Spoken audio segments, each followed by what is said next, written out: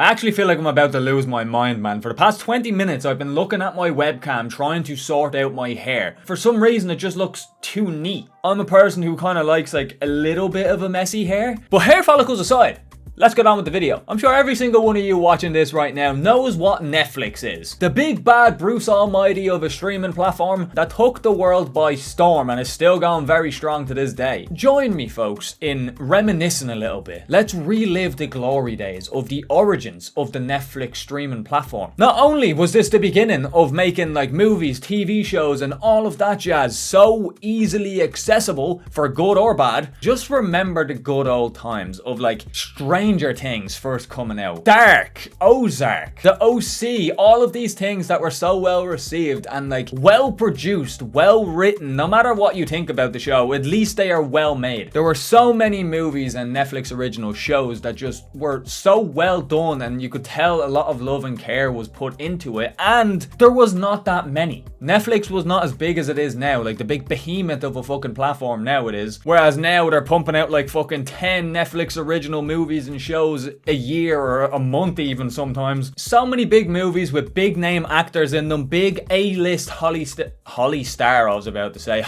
stars. It's just constantly being shoved in your face and everything's just being thrown at you. And now, just because of the actual quantity of how much stuff is being made, I feel like it has lost its spark a little bit because they're picking up so many IPs and so many like series rights and movie rights, and also like just making their own shit as well. There is just so much bread in the basket that at least some of them are going to be stale. You know what I mean? That's something that I realized myself recently because I've been talking mad shit on Netflix the past while.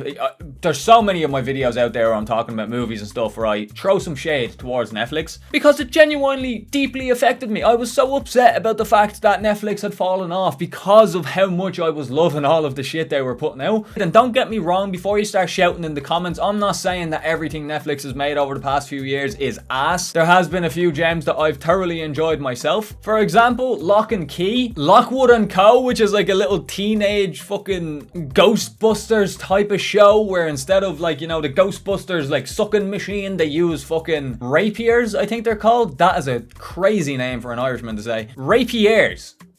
Yeah? Rapier. Some things aren't made for the Irish tongue. And of course, one of my favourite Netflix originals, Shadow and Bone. Well folks, I have some bad news for you because 2 out of the 3 shows that I have just mentioned got cancelled by Netflix. And those 2 shows being Shadow and Bone, arguably the most interesting of the 3 that I've listed, and Lockwood and Co, which had its own charm to it and really could have done a lot with that fucking IP, man. But Netflix fucking cancelled it for some reason. Cancelled both of those shows and went on to make Not Pregnant by Amy Schumer. Definite downgrade to say the least, but we're not here to only talk negatively about Netflix, right? I named 3 well-written shows that have happened in the past few years, right? But to me, those shows, minus like Stranger Things and like shows like that started way back when and are just on like their later seasons, I mean new shows and new movie ideas. To me, those were the most like interesting shows that had been written by Netflix up until like 2021, 2022 type of era. In a 5-6 year time span with a company that pumps out shit as fast as Netflix does, it's kind of sad that there were only 3 shows that genuinely grabbed my attention in that time span. And I feel like a lot of people were feeling the same way back then as well because Netflix kind of fell off. Be it is because like all the other streaming platforms and all of these competitors and shit start coming in and stealing ideas from them and IPs and shit like that. And maybe Netflix got a little bit worried because it wasn't the top dog anymore and just started wanting to pump out as much as they possibly can. I don't know. I'm not a film critic. This video has a bit of a bright side at the end of it. We have a light at the end of the tunnel, if you will. Netflix has been popping the fuck off, boys. They have stepped up their game and I feel like they are starting to get back to the top of the streaming platform world. I feel like they genuinely, weirdly enough, started to pick up the pace after the Jeffrey Dahmer show. I feel like they really started getting a bit of air in their sails again after making that because I feel like that is the point where I started to enjoy Netflix thoroughly again because they started to make big boy moves and big boy jumps. And by that I mean they started to branch off into different countries and different styles of filmmaking and different like genres like anime and stuff like that. They have a huge anime catalog now. It's crazy. And recently, I feel like they have like started to dip their toes a lot more into South Korean entertainment. So I'm gonna list my top favorite things that I have seen in like the new era of Netflix, I'm gonna call it, and I'll just give you a little run through as to why I enjoy them and why I think they are better than most of Netflix's older slop. Now, the first thing that I want to talk about is a movie that I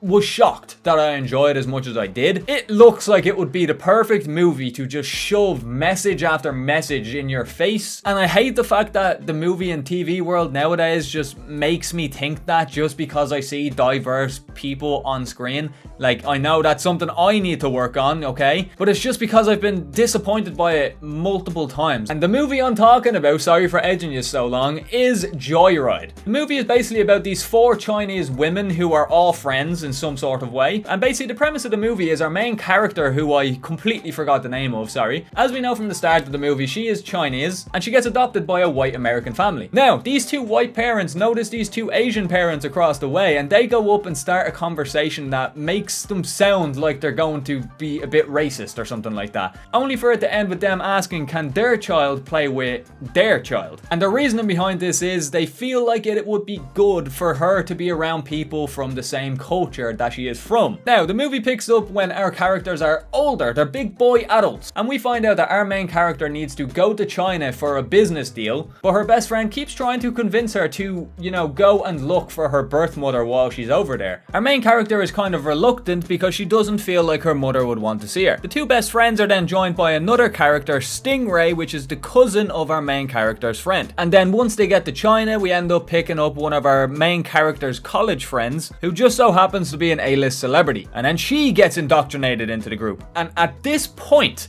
this movie became extraordinary. The funniest part about it is when she gets to China, she is subconsciously racist against her own people because she just is so much more comfortable around white people because she is raised by them. And I just think that's such a funny dynamic. And the first moment that this happens, they're on a train and they're trying to find a train cart that they can fit into. And there are multiple train cars that they can get into and all fit in along the whole way. But the main character doesn't want to sit in there because they're full of Chinese people. And although she doesn't want to admit it, she has a weird prejudice against them. So she just constantly keeps saying, no, we won't go in there. I don't want to go in there, and coming up with some sort of excuse. And the first cart that she finds that has a white woman in it, she is so comfortable about the situation. She's like, oh, this is perfect. Even though the woman that is in the car is acting pretty erratic. She's very suspicious. She doesn't want to talk about what she does for jobs. She words it in a way that makes the characters think she's a drug dealer, but the main character doesn't believe it because she's white, so she has to be good type of thing. It's really funny. And from this point on, this movie becomes less about this woman like on a heartwarming adventure to find her mother. It instead turns into the female Hangover movie. It is fucking fantastic. I love it. Because although there are many warning signs towards our main character that this woman is a drug dealer, she still does not believe it, and she refuses to believe it, even though her friends have painted it out very nicely for her. So they have a little bit of back and forth until the train suddenly comes to a halt. And on the train comes policemen looking for drugs, basically. And it's at this point that the white character ends up freaking the fuck out, trying to find a way to dispose of her drugs as efficiently as they possibly can. And she basically throws this onto our main cast of characters, saying that yous are in the same cart as me, I'm just going to tell them that you were a part of this, so if you don't help me, you're going down too. And what ensues is one of the wildest scenes I have ever fucking seen. Because when I started watching this movie, I did not expect that on the 30-minute mark, our 4 main cast members were going to be shoving bags of coke up their vaginas until they can't fit anymore up in their little prison pocket, which when they realize they can't fit anymore, they start doing an obscene amount of drugs. Pills, cocaine off of the table. These motherfuckers are wired. And we see the policemen opening up their cart door, and these fuckers are trying to pretend that they are completely sober while off of their face. But they get told to get off of the train. And after they get kicked off the train, the actress is trying to recover the illegals from her sphincter. She says that she got 7 of the bags out, but she believes that she put in 8. But no matter how hard she tried, she couldn't get any more. But she thinks that she must have just miscounted, so they go on their merry way. Luckily for them, one of their old friends shows up with their whole basketball team and brings them to their compound for the night. And this is where something unfortunate happens. You okay? Oh my god. It was 8. I just felt it burst. Yeah, not the best surprise to get. It is great. It is a great movie. I don't want to ruin the ending for you. Hello, editing me here. It seems I have to re-record this part of the video because typical of myself, because even though I already said that I wasn't going to talk much about each and every movie and show I bring up in this video, my little ADHD brain heard that and said, let's talk as much as possible about each and every one of these. So, you're gonna have to deal with big old greasy face me and messy bed me. Sorry. So, we're just gonna list them off to start with and I'll give you a little bit of lore behind them, I guess. So in the category of anime, I recently watched all of Mob Psycho on Netflix. I'm currently watching Dr. Stone as well. That's a very good one. That's on Netflix, but the subtitles are a little weird on there. Give it a watch. It's really good. It's really interesting. I'm nearly finished it. I started it, a week ago? And yeah, I'm on season 4. I need to get a life. Jesus Christ. But since we're on the topic of anime, I want to talk about one of my favorite things that Netflix has been doing recently, and that is making their own